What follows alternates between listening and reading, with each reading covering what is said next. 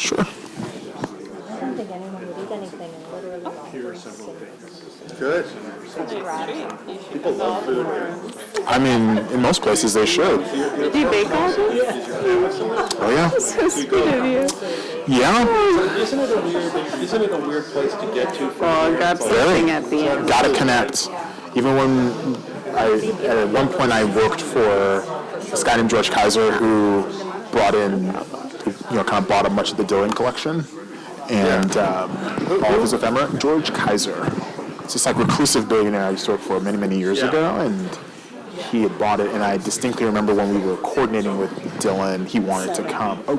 He wanted us to come. He wanted to come, and he and his manager were just like confused by the notion that like It's really hard. it's incredibly hard. It's incredibly and expensive. Yeah. Super expensive. So, Nice little step up there. yeah.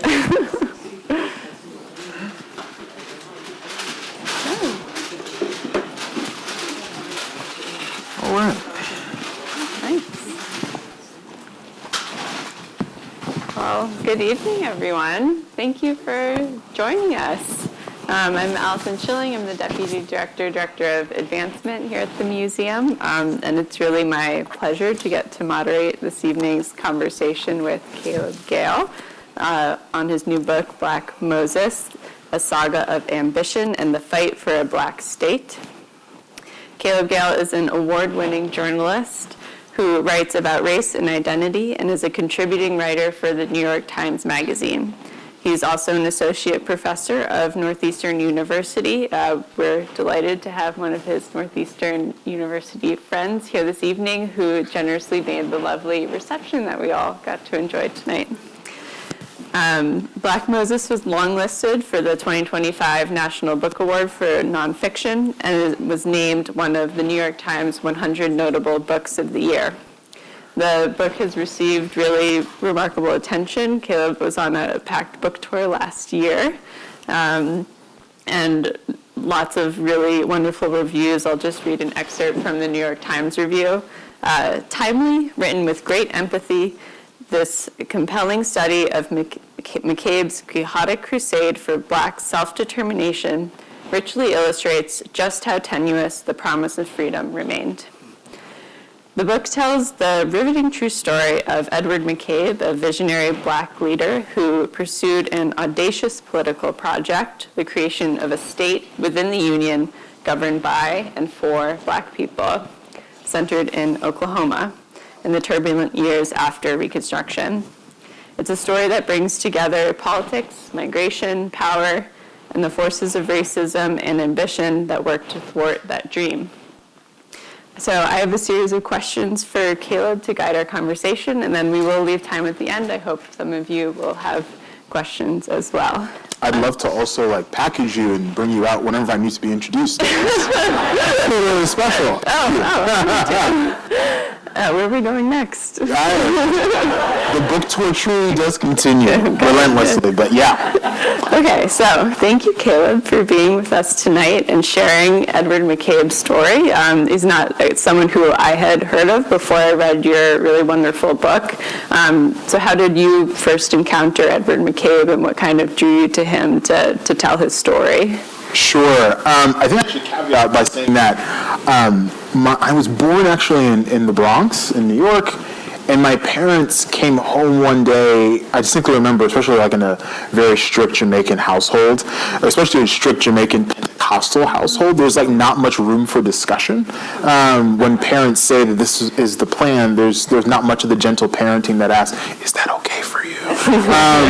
So I distinctly remember my parents came home and they said, we're moving because we want, grass and for you to be in youth sports and blah, blah, blah.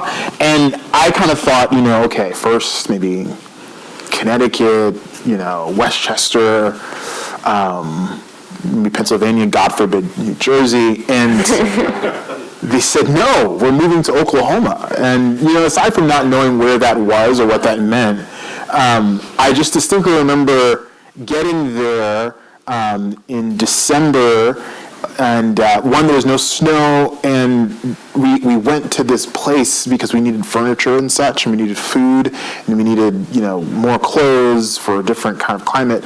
And my mom told us of this place that she had heard of on the news called Walmart, where you can get all of those things, this supermarket, right, which was just kind of a confusing concept to me. And I distinctly remember this Walmart that was located in kind of the blackest part of Tulsa. We're driving there, we turn in, and there's this family of folks next to us. We're in a car, here's the family next to us to our left, and they're all on horseback. And they were all black, and I was like, like my stereotypes feel mixed, And then I noticed that it wasn't nearly as strange to them nor anyone around us as it was to us that these folks were on horseback, because they get to the Walmart and there's this hitching post. These people kind of get on, they get off, they tie it up, they walk inside, they get their groceries, and this is also, again, not gentle parenting. So I'm in the car while my parents, no AC is on, but I survived. Anyways, I'm in the car waiting for them, they come back, and I still hear this family just ride off, just because. And it dawned on me then that something was very weird about Oklahoma that I just didn't fully understand up until that point. And I think fast forwarding as to how I got to McCabe, because I think it's one thing to kind of talk about McCabe as he was, or the people that he led as they were, but it's a kind of an entirely different thing to kind of see the living remnants of that work. So when I was in college and I was pledging a black fraternity, we went to Langston, Oklahoma. That's not where I attended, but Langston, Oklahoma, and Guthrie, Oklahoma, where the furthest west HBCU is located in the country, called Langston University, which was founded by McCabe.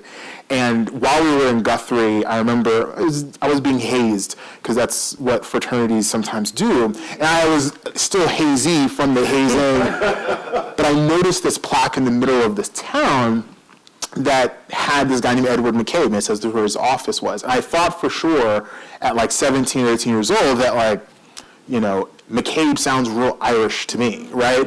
Because who else would have had the gumption to say that this state needs to be founded this particular way? Mm-hmm. But then I kept reading and realized that this guy was from Troy, New York, and found himself all the way in Oklahoma after a pretty successful both business and political career in Kansas and Chicago, and had this notion that black people would never really experience true freedom until they came to what he would call their senses and established their own state. Mm-hmm. And ever since then, I've been haunted by this person and never thought that I would get the opportunity to make sense of the living remnants that I saw upon first coming to this place called Oklahoma. Long-winded answer. Very good. So in the book, you do a really nice job kind of setting the stage for the state of the United States during this really complicated period of Western migration. So what was happening, especially to Black Americans during that period, that led so many people to leave the South, and I mean, for McCabe's case, leave the Northeast and kind of want to move west? Yeah, I mean, for those of you who didn't like U.S. history, this is going to be really painful for you. No, I'm kidding. Very briefly, Reconstruction offered at the tail end of the Civil War up until about 1876, 1877, this promise of opportunity that was at once exciting, but at the same time impermanent, right? We kind of always knew elements of Reconstruction weren't going to last always, right? 13th, 14th, 15th Amendments came through. You had the establishment of things like the Freedmen's Bureau and many other institutions that had no real kind of constitutional anchoring that would ensure that black people's sorts of equaling out of opportunities would be assured in any sort of long-term fashion. So what ended up happening is that there were plenty of black people, sans McCabe, tens of thousands of them, long before the Great Migration that we're familiar with that lasted from 1910 through 1970, where black people went to escape from the American South and came to places like Boston or like New Jersey or New York. This migration was very different, known as the exodusters. There was a sudden kind of understanding that there was a total salvation that could come for these black people if they went west. Because the West, especially Kansas, because of the remnants of people like John Brown, Kansas's admittance to the United States as a free state, that maybe there's opportunity there. And there were people like McCabe, like Benjamin Pap Singleton, like a host of others who had created these towns that they advertised as all black towns, that they told these black people, hey, you can get opportunity here like you couldn't get anywhere else. So there are these stunning scenes that you'll encounter in the book where people who were at one point, one day they were state senators, lieutenant governors, they were state reps, they were people who were serving in Congress as black people during Reconstruction, who learned very quickly that their days were cooked, they were done, they were numbered in the American South, and they would see these small packet ships, these tiny little boats that were meant to carry mail, and they would say to themselves, I've got to go, not really knowing where exactly that packet ship was headed, and they would jump on these packet ships. They would kick off the mail so as to make sure that the boat didn't capsize, and they try and ferry their way to the safest place they could get. And many of them landed first in St. Louis, and then they'd make their way into Kansas and try and see if there was opportunity there. McCabe, conversely, felt as if his opportunity set as a never enslaved man, he came from parents who were never enslaved, from Troy, New York, working on Wall Street, then to Chicago, where he was advising Potter Palmer, the kind of the hotel king of State Street, right, who gave birth to things like Marshall Field. You all remember Marshall Field, right? Working for those individuals as an advisor and as a clerk, and really came to the realization in his mind that, again, he would never kind of achieve the sort of opportunities that he wanted, nor could he be kind of the de facto leader, or in fact the real leader of any sort of political movement if he didn't leave. Mm-hmm. So McCabe is from New York to Chicago. Mm-hmm. Then he has this kind of vision for Nicodemus, Kansas. Yeah. So what's his vision? What is he kind of looking to do in Kansas? Sure, yeah. I mean, having gone to Nicodemus, it's not close to anything, really. Like if you want to go now, I think the flights that I took right after the pandemic no longer exist, but you kind of drop into Kansas City and then you drive 5.5 hours, or you drop into Denver, much more scenic ride. I recommend it. Actually, I don't. I recommend it over the Kansas City one, and you drive 4.5 hours. There's not much there. And there admittedly really wasn't much there until people like McCabe and his best friend A.T. Hall Jr. decided that there would be something there. But it became a refuge in the minds of a lot of people who got there, where we're far enough. Like part of the reason Nicodemus was founded so far from much of anything was because we are so far from everything. We're also far from the scourge of racism and redemption that was engulfing much of the country, and the indifference also of the North. And so to some extent, McCabe's vision was to kind of create this fiefdom. And also not just create a fiefdom, but to create a well-organized, well-moneyed, well-landed black populace that was a voting population that would require the governor, the senator, to make those long trips through the Solomon Valley, walking nearly 40 miles, to reckon with these people and hopefully garner their vote, right? From the start, what I found really interesting about McCabe is that he wasn't just offering these lofty visions that felt relegated to some sort of esoteric collection of phrases. He was a political tactician, right? He wanted to play the brass-knuckled game of politics because he felt that that was the best path towards some semblance of liberation. Mm-hmm.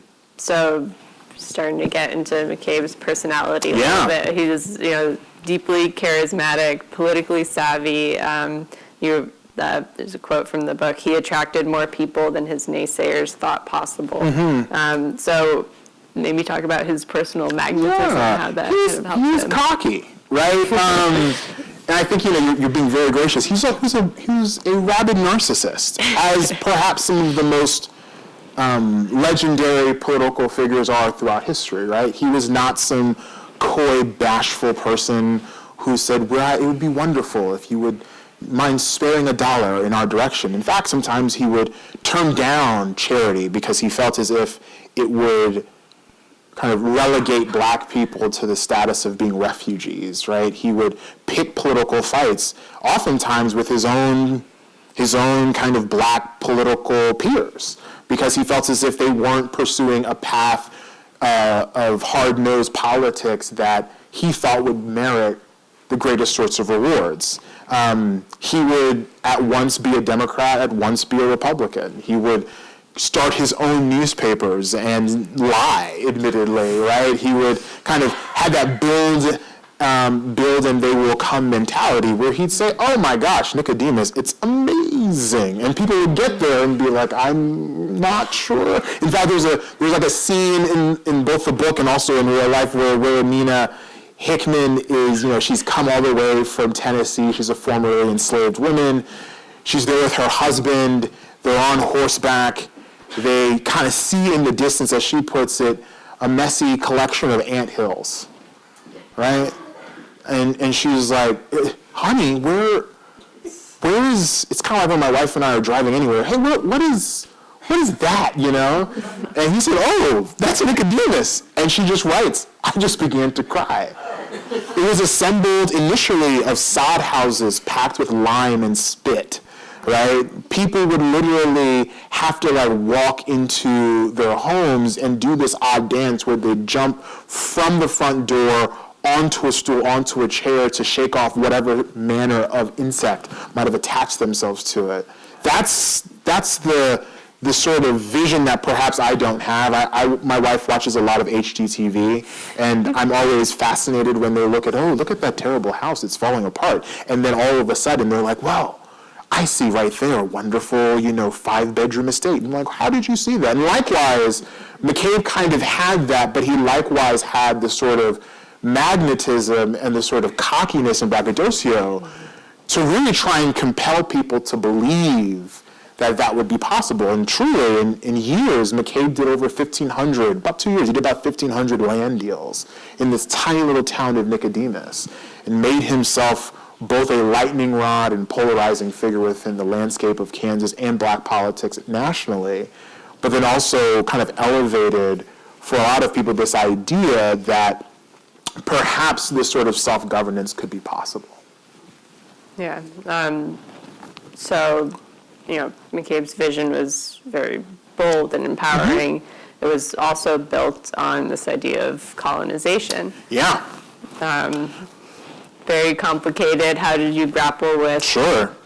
So I think the fun of being a journalist when you find someone who really puts their foot in their mouth is that you don't really have to opine much. You just kind of let people see them putting their foot in their mouth. Mm-hmm. So I think, as I mentioned, right, McCabe was not a coy, bashful person who said, dear Pretty, please, it would be so wonderful if you would allow us, as he's pivoting his gaze away from Kansas, where he had already served as the state auditor of Kansas. He had been the first black statewide elected official in the American West. And he decides, after losing his attempt at a third term, to point his direction, his gaze towards this place called Oklahoma Territory, right?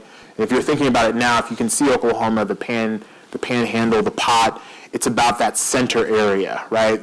The right side, if you will, the eastern portion was still considered Indian territory, and he said, I'm going after that Oklahoma Territory thing. And it wasn't as if he said, I've consulted with what was then known as the 5 civilized tribes, right? Cherokee, Creek, Choctaw, Chickasaw, and Seminole, and I've gotten their buy-in for me to just move into this area. I've also consulted some of the leading white white interests in that area, and I've gotten them on board. No, he penned something called the Negro Colonization Scheme of Oklahoma, right? Those words then and now triggered people. It triggered me when I read it, right? You almost want, in some cases, at first, to write this hagiography of this guy who pioneered this, inevitably doomed but interesting idea. But you can't do that, right? history is not meant to be glazed over with a brush that breathes just positivity, but rather history allows us in its fullness to see the humanity of people, right? Even people that we would prefer to kind of, hoist up as these perfect leaders. And so for me, what was really interesting is that McCabe was marshaling a ton of resources, a ton of political support at a national and statewide level, at a territory level. He was lobbying the president of the United States, Benjamin Harrison himself. He took meetings with him, all to say, I would like to colonize the Oklahoma Territory. That was the marshaling scheme. He would establish these Oklahoma clubs and immigration clubs where people both in public and in private would meet to try and hatch these schemes like what's this? What are we going to do in Oklahoma? Like, what sort of black governance strategy will we have for an all-black state? Where, of course, thousands and thousands of indigenous people were banished to for the purposes of not just the Trail of Tears, but the Indian Removal Act of the 1830s. So it was a complicated scheme, and it gives a picture into this complicated man known as McCabe. Mm-hmm.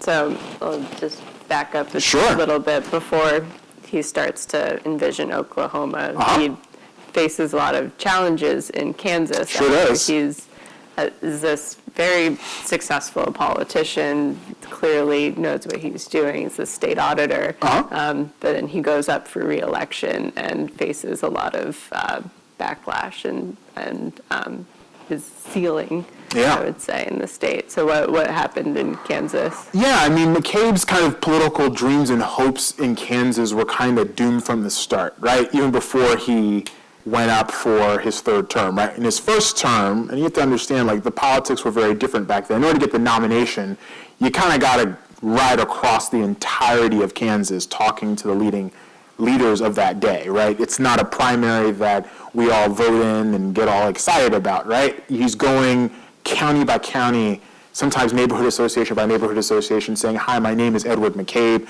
I know you thought I was Irish, but in actuality, I'm a black guy, and I plan on running the state's finances, right? So it was pretty remarkable. But he initially had the support of this guy named Governor John St. John. And Governor John St. John was a Republican who was running for re-election, and he was noted that he put McCabe on the ticket because there had been this massive influx of tens of thousands of black people, and he needed a black person so as to ensure that black people would turn out and vote for him. That didn't go too well, right? A lot of Republicans would say the Negro is weighing down the ticket, might as well kick him off, right? Now, what was odd was that McCabe's vote totals far outmatched St. John's vote totals. St. John didn't get elected to a second term. McCabe kind of came in like a roaring rushing wind, and because he's a political animal, he was in a Democratic cabinet, which again, at that time, a black person, Democratic cabinet, like, whew, what's that all about? And he served dutifully under multiple governors. But when he came up for a third term, there was a pretty significant, kind of glazing over the history here, but a pretty significant operation put in place to really kind of tie McCabe as a Negro who was also corrupt for even wanting to pursue a third term, that he was trying to consolidate a bit too much power. And it really kind of grated against McCabe when he lost, so much so that he and his wife and his kids departed for D.C., where he began to hatch more of this plan for Oklahoma. Mm-hmm. And to some extent, the plan in Oklahoma worked. I mean, he has like 2,000 agents getting tens of thousands of people to come out to Oklahoma, founds like 50 towns. So what he does initially, what he does is that he, again, uses a pretty similar tactic that was used in trying to get people to consider Kansas, but he just scales it up pretty significantly. Dispatches about 2,000 agents throughout the American South and the North, primarily concentrated in the American South, and charges them with trying to tell them that Oklahoma is their next best shot. That he would have like different billets that would say, come away from the lawless lynchers of the South and into the new Eden of the West. Or he would say things like, come into your second Eden because there's nothing left for you in the South but lynching and death. Or he just had these very stark statements. But he wasn't just, I think he really learned his lesson from Kansas, he wasn't just saying like, show up on the day of the land run, right? He was saying, I've already founded, at that time, three towns, right? Liberty, Lincoln, and his signature one was Langston. And of course, that also came packed with some lies, right? He said, for instance, the Waldorfs have already promised me. They've given me a promissory note of $25,000 to found a university here. By the way, Gristmill got some schools, got some churches. He had none of it. But he continued to boost it, believing that if he could just get people to come, they would. And they did. Right? He founded his own newspaper. He got his best friend, William Eagleson, who had the first colored newspaper in Kansas, to found another newspaper. He had people dispatched kind of all over the state. He also tried, in some instances, to align himself with a lot of black citizens of these various indigenous nations, because there's a long history that predates much of what McCabe did of black people being part of, either as citizens or as formerly enslaved people or adopted members of these nations. So he spent a lot of time doing, again, a lot of politicking. His thought is if I can't get President Benjamin Harrison to guarantee to me that he's going to hand me the keys to this state, I'm going to bully him into it by ensuring that there are too many black people for him to deny us what I think should be ours. That was the rationale. Because yes, Harrison essentially pissed off everybody when he appointed the territorial government, and it was all his Indiana buds, like just a slate of Indianans. I think that's how you say it, Indianers. Anyways, just a bunch of folks from Indiana were appointed, and McCabe said, when there are elections, he'll see. And he just continued to try and recruit as many black people to come to the state as possible, and got and marshaled a lot of support from Kansans and some folks from Minnesota and folks from Wisconsin, various senators from other states, all to try and build up this groundswell of support that he felt like could be undeniable. Or put another way, he felt as if numbers don't lie. But they can. Sorry. So it's working. He's being successful, and there's people now pushing back against that. He's facing violence and backlash. The book opens with him being shot at. Yeah. So what was that kind of opposition that he faced as he started to become successful in this vision? Yeah, I mean, myriad obstacles, right? There are, all of which to some extent had a kernel or even more than a kernel of justification, right? Chief Samuel Mays of the Cherokee Nation, a little annoyed. He was like, I don't think that I'm interested in ceding even more land to you, right? I don't like that. People like Alex Posey from the Creek Nation, even though the Creek Nation at that time had a guy named Legis Perriman who looked, in terms of skin tone, just like me, who was atop it, he had many leaders like Pleasant Porter and Alex Posey who were like, not so interested. There were even black people who had already settled there who were like, look, I'm perfectly fine with a lot of black people making this place home, but you need to settle yourself down and find yourself in a corner and be very happy with the sort of business opportunity afoot here. But then also there were a lot of poor white immigrants who were promised the world in the North and in the South and found out that not meant for you. Why don't you head out west? Right? The call was put out from the federal government to people who are interested in the Oklahoma Territory. Look, this thing is going to be free and fair to all. This is where your opportunity can take place. But what Oklahoma, and why I was always fascinated by it as a way of kind of telling the story of America, is that it didn't kill anyone's dreams. It just set the stage for everyone's dreams to collide, right? And it forced us to ask the question, are we going to engage in this sort of zero-sum politics where if I win, you lose, and if you lose, I win, and vice versa? Or are we going to kind of share prosperity and opportunity? And none of the federal government's interests were bent on creating the opportunities for all of these various groups to really find a way for shared prosperity. And so, of course, it was a pressure cooker, right? It was designed. So when I opened the book with this scene of McCabe being hunted down by some white cowboys and shot at with these 1873 Winchesters, it felt like, I think when you start the book, you're shocked. right? And of course it ends on a cliffhanger. They're like, oh, this was inevitable. Like, of course he would be shot at, right? And there's a wonderful lady that you encounter early in the book who's there for like one scene and one scene only, and her name is Miss Daisy. She's an older woman. I think she's from like Arkansas, and she's on horseback, right? Just to kind of set the stage, to give you a sense of what it was like, how zero-sum politics isn't a heady thing, but a very lived reality. And so Miss Daisy is looking to get her plot of land in the land run. She's like, I'm looking for my 40 to 160 acres, all right? This is my last shot. And she falls off of a horse at the sound of the gun, and people roll over her head and body, and no one stops to pick it up until hours and hours and hours later, where, you know, her body had really become the earth become her body. There's like very little to distinguish it, because I had to get mine. And if I let you get yours, I might not get mine, right? And so to some extent, the story of McCabe really just offers us another interesting opportunity. That's why, again, you're going to get to the end of the book and you're like, oh, of course he got shot at. Like, and he was braggadocious and a narcissist and admittedly somewhat annoying. Like, of course he would get shot at. If Miss Daisy can catch one, of course McCabe would. Mm-hmm.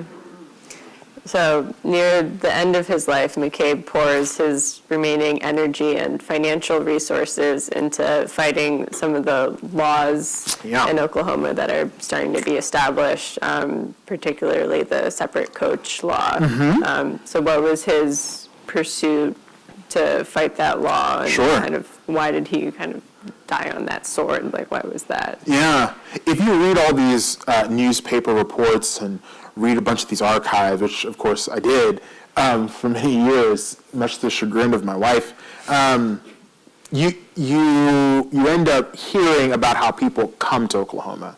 So unless you're wanting to be like in Far and Away with Tom Cruise and Nicole Kidman, I don't know if you remember that. Was it Nicole Kidman? I think so. And you know, they're riding in the wagon. Like, that's sad. Like riding a wagon all the way there. Tough gig. But a lot of people came on the train, right? That was like the most common way people would ride. If you were riding all the way, depending upon where you were going, maybe you rode all the way into Tulsa, maybe you rode all the way into Guthrie, which was the territorial capital, which is about 15 miles outside of Oklahoma City. Like, you would find your way there. But if you listen to the accounts of all of these black people, or indigenous folks, or people who were brown or Asian, you would just hear, like, yeah, we came over in the separate car. We came over in the colored car. So before Oklahoma became a state, that's the way you came. And then, you know, when you look at Texas and Arkansas and Kansas, all these neighboring states, Nebraska, about like the first set of laws they established when they became a state, you probably think, you know, water rights or, you know, public safety. Oklahoma, skipping over a lot of history, they decided that the first law they would pass, right? And this is why I kind of consider Oklahoma to be the South, because that was the aspiration. The first law that they passed was the Jim Crow law, followed by more Jim Crow laws, followed by more Jim Crow laws. In fact, like the first 15 laws or something like that in Oklahoma are all Jim Crow laws. The first one being the separate coach law. I mean, they spelled it out and thought about it so deeply that they said that, like, if there are only a few exceptions, and even then, we would consider it to be anathema for black people and white people to be on the same train. One of those exceptions was like if a white person was dying and like a black person could save them because of medical capabilities. Like, that's how specific they were. And so McCabe, who's trying to advertise this place as like the haven, this new Eden, the Eden of the West, has a problem. Everyone's coming in on these really crappy trains, these train cars that are distinctly awful. And so he pours, truly, as you mentioned, his last dollars and dimes and pennies fighting this law. And he files first a suit in local court, and it keeps on escalating until 1914, the Supreme Court hears it. And of course, he loses that case. But what's interesting is you start to see the ways in which McCabe's belief in himself and in this promise of a state, or even a promise of a haven of any kind, start to dwindle. And And it's where the story really takes a bit of a sad turn, because you start to see, like Moses in the Bible, how you might see the promised land, but you won't step foot in it, right? You won't be able to enjoy the riches of it. You won't see that. You can see the milk and honey from afar off. You can hear Joshua and Caleb, like in the Bible, both my names, by the way, Caleb, Joshua. You can hear tale of what they see, but you won't ever be able to actually partake in it. And that's what made it, to me at least, such an iconically American story, quintessentially American story, a guy with a bunch of ambition, but perhaps not the tools, or maybe the right name, the right face, the right hue of his skin to make those dreams come true. Mm-hmm. There's so much to learn from McCabe, his ambition, his audacity, despite ultimately the project failing. Yeah.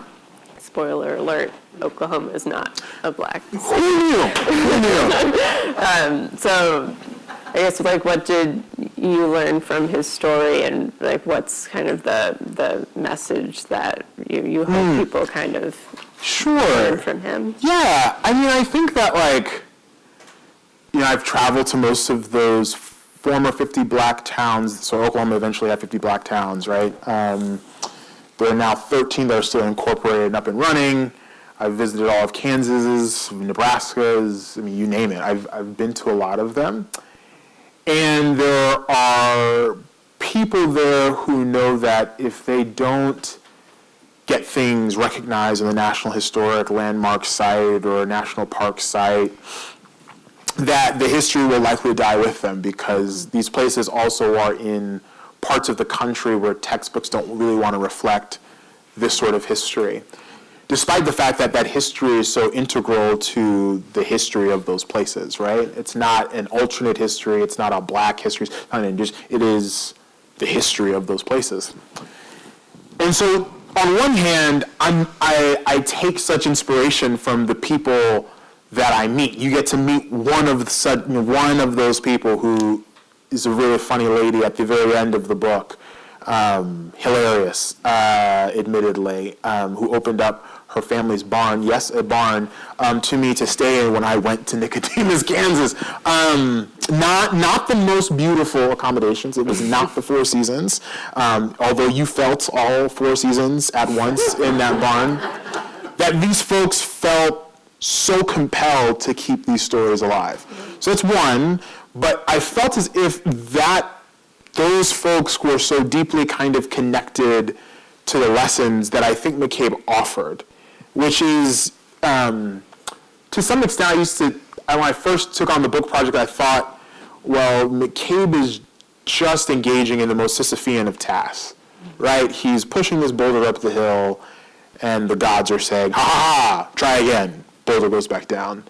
And it's really depressing. And it's also, it doesn't really move copies to try and be like, want to hear a modern, or a more modern Sisyphean tale, right? That doesn't really, publishers aren't interested in that, nor readers all the time. But even though we didn't lead with that, I still felt like there's something more to Sisyphus, and it brings me back to Camus, which is, he looked at Sisyphus very differently, right? Where Sisyphus wasn't a desperate man nor a sad one, but at least he was one who found purpose. And then the last thing I think about is my grandfather, who was a pastor. Again, I told you I come from good Jamaican Pentecostal stock. And I always thought what he would think of McCabe and his efforts, and I think he would reference the Seaman's Prayer, which is like, God, your ocean is so vast and my boat is so small. Especially, I think, in these times, right, where it feels as if we are so functionally small. And my grandfather, who really didn't curse very often at all, would just say, row the damn boat. Right? Row that boat. Find purpose and meaning and what he would say, dunamis, right? Which was his mispronunciation of the Greek term of like purpose and ability combined into one. Like, find your purpose in doing that.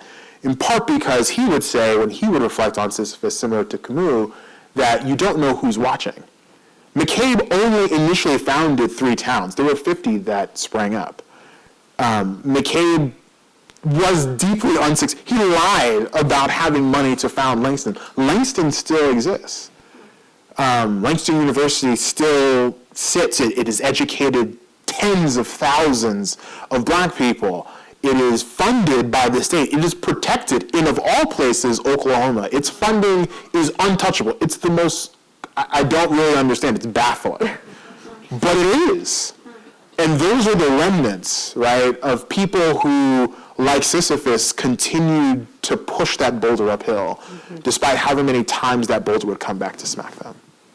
I mean, his story has been very resonant with people. I don't know, maybe everything you write gets longlisted for the National Book Award, or one of the 100 best books on the New York Times for the year. It's a shocker. I'm a fan of Ann Patchett, the novelist. Oh, yeah. So I watch her videos, and she's standing next to Jacqueline Woodson with a copy of your book. It's very kind.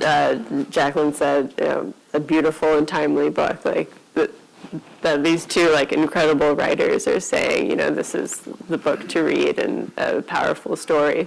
So that it really is resonating with people. Thank you. Today. And I would say it is McCabe's story, like you've been talking about, but it also really is the writing. It's kind of a Western. There's a shootout, there's horseback, there's, you do a really wonderful job kind of taking us through whole story. So that's my plug. You should all get it. Thank you. So those are really my questions. We do have some time if anyone from the audience. Yeah, go ahead. Caleb, could you tell us about sort of the defining personality behind McCabe? Was it his wife? Was it his dad? Was it his mom? Oh. Who was sort of helping him in these formative years? And who did he go to when he wanted to sort of process this stuff? That's a great question. Part of the sad truth, and I didn't write this initially as a biography, but if I thought of it as anything, I thought it was a biography of a group of people. But the sad part about, if you weren't a particularly wealthy person, usually a wealthy white guy who was straight and had a lot of time to kill and a lot of money to spend, your story isn't well preserved in the archive, right? If you were a poor white immigrant, so sad, so sorry. So it's harder to really figure out who is McCabe going to in those moments. What we do know is that he had a very important peer set. People like John Mercer Langston and Charles Langston. John Mercer Langston was the dean of Howard Law. He was a congressman. Henry Highland Garnett was his pastor, this very firebrand pastor in Troy, New York, who would duke it out with people like Frederick Douglass. There were people like A.T. Hall Jr. and others who, in many cases, you would see in some of their correspondence, were, how should I put it, who in many cases disagreed with him, and he would disagree right back. That coalitional support doesn't mean people agree with each other all the time, but rather they iterate and work through really important ideas. His wife, she appears in the archive only a few times. Once when they get married, which you'll see in the book, another instance in which he dies.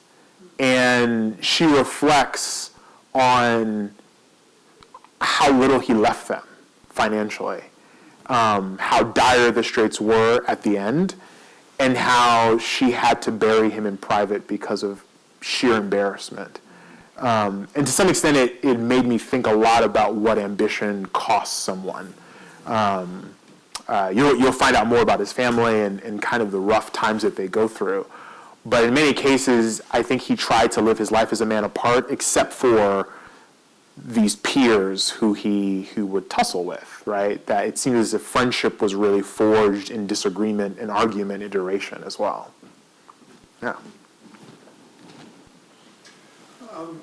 Thinking about the Black Wall Street proposal, and thinking about the kinds of people who would be drawn by McCabe's appeal, can you make that connection between his efforts and the establishment of the Black Wall Street? Yeah, so for those online, what connection exists between McCabe and his work and then what happened in what we would call Tulsa's Greenwood, a 40-square block area which was known as Black Wall Street. So there are a few things. So the way in which Black Wall Street kind of came about. So Black Wall Street, especially the Tulsa Race Massacre, which occurred in 1921, happened 1 year after McCabe died, barely a year after McCabe died. And there are a few things, right? A lot of the people who founded Black Wall Street were in many cases, yes, formerly enslaved people who in many cases got land on the cheap, right? Which was kind of the strategy, land on the cheap, especially from black people who owned a lot of land, who were informally enslaved by or adopted into or citizens of the various nations that formed the Indian Territory. And that was part and parcel, a lot of the strategy that was employed by people like McCabe, right? You come here and we're going to locate in very kind of safe pockets, right? When they first got to Guthrie, which is about an hour and a half's drive from Tulsa, you knew to first stop at the Elbow, which was like a black community right next to the train depot there, and then you would find safe passage to Langston. When you came to Tulsa, you might stop off in Redbird or Boley, Oklahoma, which were closer to the east. That's where a lot of the trains were stopping, nearer to that area, and then you would find safe passage, or maybe you would go a little south from there and you would find yourself in Gooseneck, where a lot of black Cherokee people had invited black people to come. And so to some extent, I wouldn't say that there's a direct connection. McCabe did not found Black Wall Street, but he really kind of laid bare a strategy that a lot of people would then use long after he passed to continue that work. So I think that the connection more so is the blueprint and strategy that was left behind and that was executed for a long, I mean, not just, Tulsa Race Massacre, oftentimes the story kind of starts and ends in 1921 on May 31st and June 1st when it was burnt asunder. But in reality, the story is much more robust than that. And the fact that they kind of kept on using that same blueprint led to Black Wall Street by 1925 being the home of the National Negro Business League's national conference. It became bigger and larger and more successful in the years right after the Tulsa Race Massacre. So it's a blueprint, again, that was replicated and scaled pretty frequently. No problem. Yes, sir. Guthrie and Langston still exist. You said he founded 3 towns, but 50 grew from it. What's left now? Yeah, it's a great question. So he founded Langston, Oklahoma, along with Lincoln and Liberty, and then also a lot of people credit him with Kingfisher, even though it wasn't officially an all-black town, it was a majority black town. Guthrie, Oklahoma was once the territorial capital. Right? That's where a lot of power was, and you'll see towards the 3/4 of the way into the book why Oklahoma City, becoming the capital of Oklahoma as we know it today, was both a violent, bloody, and shady affair, right? And how it had everything to do with kind of the same people who would kind of oversee a lot of the destruction of Black Wall Street later on, like Wayne Tate Brady, were also deeply involved in ripping it away from an area that was much more progressive, much more black, like Guthrie. What's left of it now, I have spent quite a bit of time covering, right?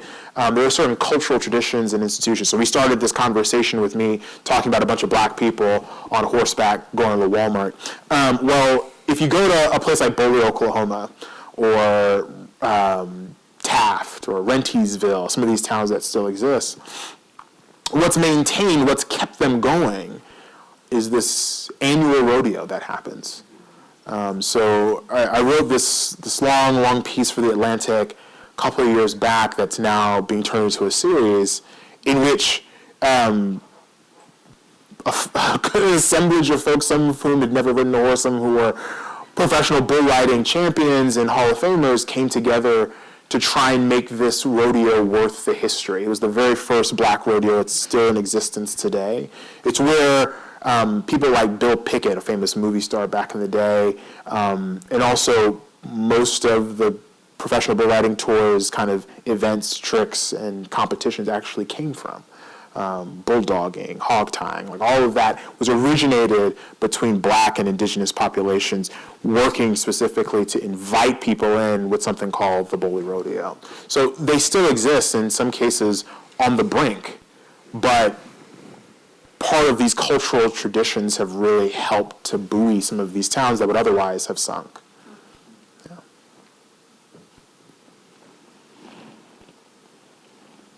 Great. Well, thank you, Caleb. Thank you. It's really wonderful. Thank you. I really so much. appreciate it. Thank you. Thank you.